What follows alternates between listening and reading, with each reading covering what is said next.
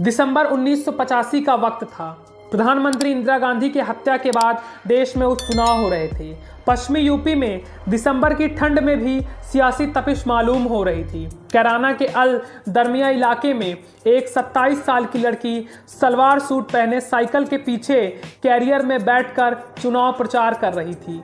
उनका एक समर्थक साइकिल चला रहा था। वह जब इशारा करती साइकिल रुक जाती, फिर वह सड़क किनारे ही किसी के साथ बैठकर खाना खाती, युवाओं बुजुर्ग से बात करती और फिर साइकिल पर बैठकर दूसरे इलाके में चली जाती। इस कहानी में दो तस्वीरें हैं। पहली कि उस दौर में चुनाव प्रचार बेहद साधारण और बिना लाव लश्कर के होते थे। दूसरी कि हम जिस लड़की की बात कर रहे हैं वह यह चुनाव हार गई थी, लेकिन फिर भी अपने आक्रामक चुनाव प्रचार और उत्तेजक भाषण से उन्होंने सत्ताधारी दल कांग्रेस को भारी टेंशन में डाल दिया।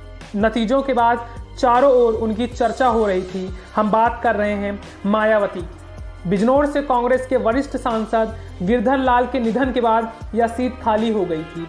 एससी आरक्षण सीट पर हुए उपचुनाव दलित पोस्टर बॉय बाबू जगजीवन राम की बेटी मीरा कुमार को टिकट दिया था, जो विदेशी सेवा को छोड़कर आई थी। उनके सामने थे लोक क्रांति दल एलकेडी के नेता रामविलास पासवान, जिन्होंने बिहार के हाजीपुर सीट पर रिकॉर्ड मतों से जीत हासिल की थी। इन दोनों के सामने थी निर्दलीय उम्मीदवार मायावती, जो अपना पहला चुनाव लड़ रही थी। मायावती उस समय तक बहुजन पार्टी की सदस्य थी, लेकिन चुनाव आयोग ने उन्हें उपचुनाव में निर्दलीय के रूप में रजिस्टर्ड किया था, क्योंकि उनकी पार्टी शुरुआती दौर में थी। अप्रैल 1984 में पार्टी का गठन हुआ। जयप्रकाश सरकार की politics as social structure in India the Bahujan Samaj party इन उत्तर प्रदेश किताब में इस चुनाव का जिक्र है। इसमें लिखा है कि पूर्व प्रधानमंत्री इंदिरा गांधी के निधन के बाद पूरे देश में कांग्रेस के प्रति सहानुभूति की लहर थी। 1985 उपचुनाव में कांग्रेस को लग रहा था कि सहानुभूति फैक्टर के चलते उसे आसानी से जीत मिल जाएगी, लेकिन कांग्रेस के हाथ से यह मौका छीनने के लिए बीएसपी की रणनीति साफ थी। बीएसपी यह रुख एलकेडी सदस्य रामविलास पासवान के पक्ष में जा रहा था।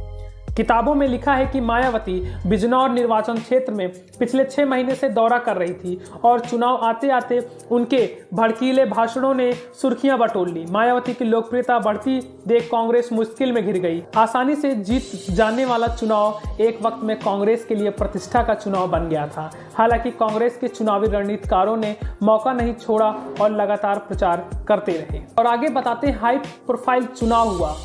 एक और मीरा कुमारी के समर्थन में तत्कालीन सीएम वीर बहादुर सिंह थे। उन्होंने चुनाव प्रचार के लिए पूरी फौज 2-3 दिन के लिए बिजनौर में उतार दी। वहीं पासवान के समर्थन में चुनाव प्रचार में करने के लिए मुलायम सिंह यादव, शरद यादव समेत कई नेता बिजनौर में कई दिन तक डटे रहे। सूर्यमणि बताते हैं कि मायावती राजनीति में नहीं थी, लिहाजा चुनाव प्रचार में उनका उत्साह और मेहनत दिखती थी। वह साइकिल के कैरियर पर बैठकर चुनाव प्रचार करती, गाँव-गाँव जाती और दलितों के बीच बैठकर खाना खाती।